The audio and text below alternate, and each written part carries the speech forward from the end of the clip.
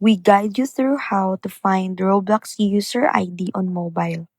So the first thing you need to do is to open your Roblox app and log in, then tap on profile of the player whose ID you want to find. Next, look at the URL in the browser if you're on mobile web or check the share profile option in the app.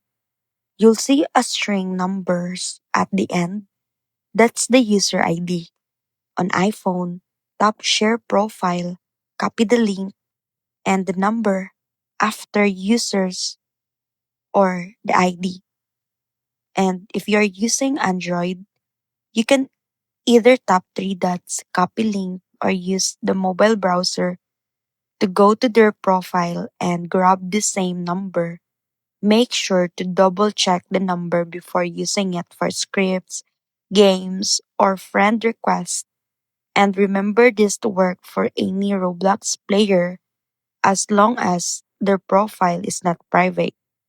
By following these steps, you can quickly get any Roblox user ID without downloading any extra app or using complicated tools, making managing friends, scripting, or joining games much easier and much easier.